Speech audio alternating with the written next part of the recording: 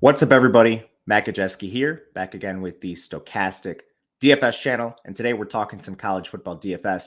The showdown slate, Clemson versus Duke, battle in the ACC. Before we get started, make sure to hit that thumbs up button, subscribe to the channel, and hit the notification bell. So you know when this and all other content goes live, it helps us a ton and it helps me personally. So thank you if you've done that. Appreciate all you out there watching. We're also brought to you by Caesars. Phenomenal offer for them on the sportsbook side.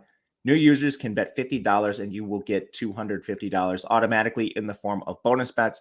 That first one comes through when the wager settles, and then you will get $50 each of the next 4 subsequent weeks in the form of those bonus bets. Must be used within 7 days of issuance. If you or someone you know has a gambling problem, please call or text 1-800-GAMBLER.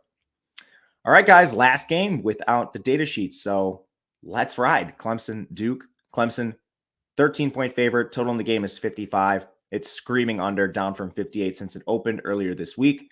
We'll start with the quarterbacks here. They are 2 of the better plays on the slate.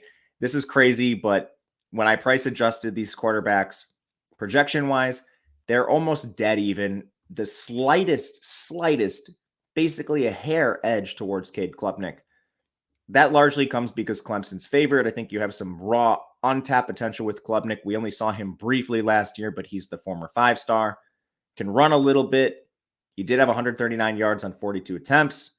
Passing efficiency wasn't great, but again, very, very small samples. Bad offensive coordinator, whom they replaced, and they go out and get Garrett Riley, so we would expect those numbers to improve here. Klubnik, little worried with the 3 big-time throws, 5 turnover-worthy plays, according to Pro Football Focus. So turnovers got to cut those down. But the upside's undeniable based on the offense and the game environment, as well as his recruiting pedigree. So I think captain's fine with Klubnik. You can play him in flex. He's likely to be one of the more popular ones. With that said, on the other side, Riley Leonard, people might be a little scared of him in the captain versus Klubnik just because they're big underdogs, nearly 2 scores, 2 touchdowns, I should say. But Leonard, I mean, this guy's elite, really good efficiency for him last year. Took care of the ball, only 6 interceptions, 20 touchdowns. And what we really like for DFS is the mobility. 699 yards on 124 attempts for Leonard.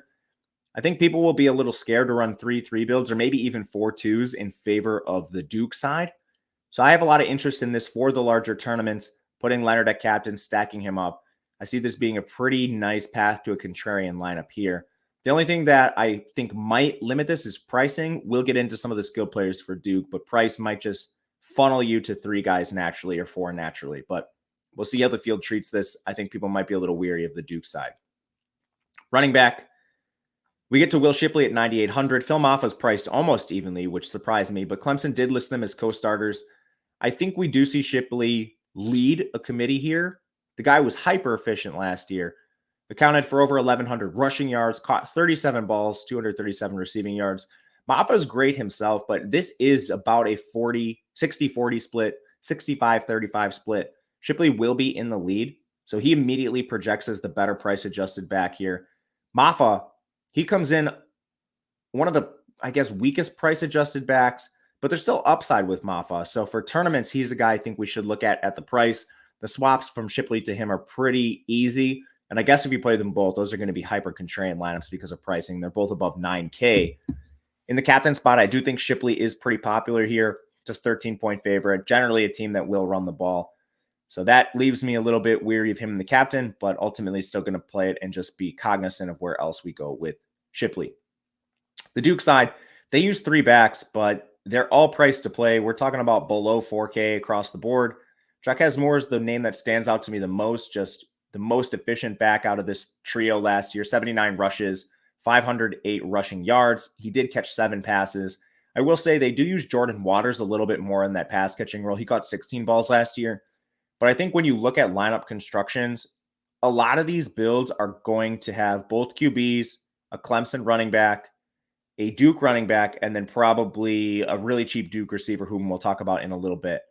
So that's the construction I want to be a little bit careful of and finding out where I go from there. Because you do have a lot of these Duke backs that are probably just going to pop in lineups because of price. Jaquez Moore being the cheapest at 2.6. I think you will shave off some of that ownership if you play Waters, and particularly Jalen Coleman, who was the least efficient last year, but he also only played in 9 games due to injury, was really banged up.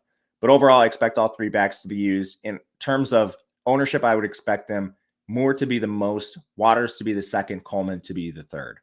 And I think projection is going to reflect that as well. That's the order they're projected. For wide receiver, let's start on the Clemson side. Antonio Williams and Bo Collins are pretty expensive here. You have Antonio Williams at 8,400. He's the clear top receiver for Clemson. Caught 56 balls last year, 604 yards. That was as a true freshman. He plays in the slot, 93% slot rate, which is awesome for here. That's a position that's been very valuable for Garrett Riley in the past. So I do think he makes sense with his price tag. He's not exactly hard to play because of the cheap options across the board on the Duke side. So I will be playing some Antonio Williams. Bo Collins, not too different in terms of price. He should be more contrarian here.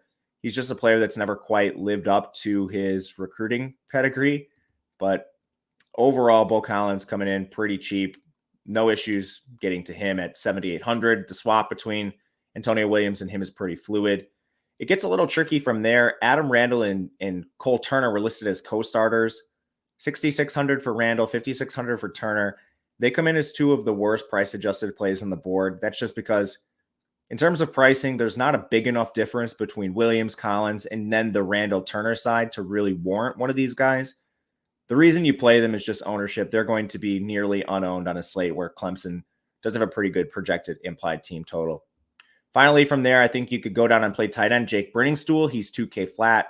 He should be taking over as the number one tight end. Caught 25 balls last year that actually ranked 5th on the team. I don't think Sage Enos plays a ton, but overall, if you were getting deeper, that's where I would go. As far as the really deep guys, maybe you get to like a Brandon Spector, who's questionable, or one of the freshmen. But ultimately, we want to focus our attention on the top four for Clemson, that being Williams, Bo Collins, Randall, Turner, and then tight end Brenningstool. On the Duke side, very clear pecking order in terms of receiving. Jalen Calhoun's a pretty easy evaluation. He's the wide receiver 1. 62 catches, 873 yards, 4 touchdowns. He played in the slot 59% of the time. I do think he's going to be contrarian today. I think a lot of builds are probably going to play Bo Collins or Williams over Calhoun. And that's also because Jordan Moore is at 3,400. So when teams do pick a Duke receiver, Jordan Moore slides right in. He's just flat out the biggest pricing error on the slate. Caught 60 balls for 656 yards last year. He also handles the occasional carry. He's a former quarterback, so he can definitely run with the ball. Jordan Moore is just flat out way too cheap on this slate. He should be one of the most owned guys altogether. So that does bring us to a potential pivot. If you want to play a receiver and play Samir Hagans, who's 1K cheaper, he should be the wide receiver 3 with Eli Pancol injured. And then you've got tight ends Nicky Damelin and Cole Finney. They are going to split this tight end work evenly, I would imagine, or close to it. So for those of you looking to pivot off of a really cheap Jordan Moore, take on some more risk, but hopefully receive that payoff. Samir Hagans, Nicky Damelin, and Cole Finney would be the guys I look at. I guess we should briefly touch on kickers. We never do this, but alas, we have a showdown slate. So the kicker for Duke is Todd Polino. He projects okay. And the kicker for Clemson is projected to be Robert Gunn III. Don't know much about him. He's a new kicker, but he projects pretty well. These guys, I think, are worth a shot in contrarian builds because there's just so much good Duke value that I don't anticipate kickers being that popular. So worth mentioning here, I'm going to play some of the kickers as potential leverage spots, especially with a middling total on the slate. That'll do it for us today. Thank you guys for watching. Appreciate you. Hit the thumbs up button on the way out if you haven't. That helps a ton. And if you'd like to follow me on Twitter, I'm at Matt_Gajewski. Always willing to chop it up there. But we'll be back next week talking the entire college football DFS slate. And we'll have the data sheet back. So make sure to check that out. It's going to be way better than just watching me. Anyway, good luck. We'll talk to you guys next week.